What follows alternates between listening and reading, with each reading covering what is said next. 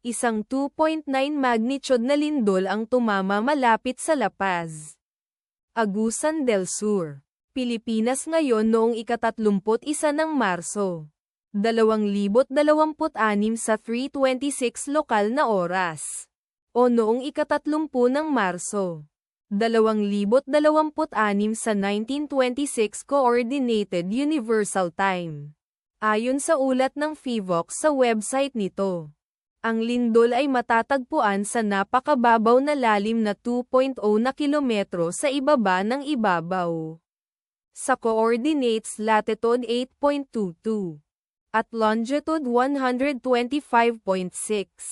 Ang eksaktong magnitude, epicenter at lalim ng lindol ay maaaring baguhin sa loob ng susunod na ilang oras o minuto habang sinusuri ng mga seismologist ang data, at pinipino ang kanilang mga kalkulasyon, o habang inilalabas ng ibang mga ahensya ang kanilang ulat.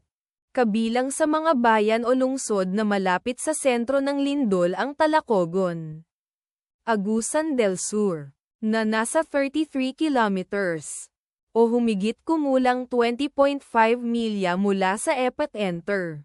Cabanglasan, Bukidnon, na nasa 37 kilometers, o humigit kumulang 22.9 milya ang layo.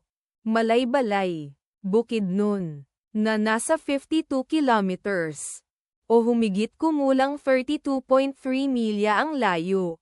Prosperidad, Agusan del Sur, na nasa 533 kilometers.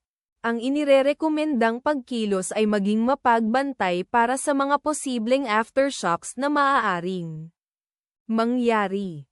Ang taya ng panahon para sa lugar na malapit sa epicenter ngayong araw ay inaasahang magiging bahagyang maulap sa buong araw na may posibleng mga bagyo. Ipagdasal natin na ang lindol na ito ay hindi magkaroon ng malaking epekto sa ating mga kapatid doon. At wala ng lindol. Amen.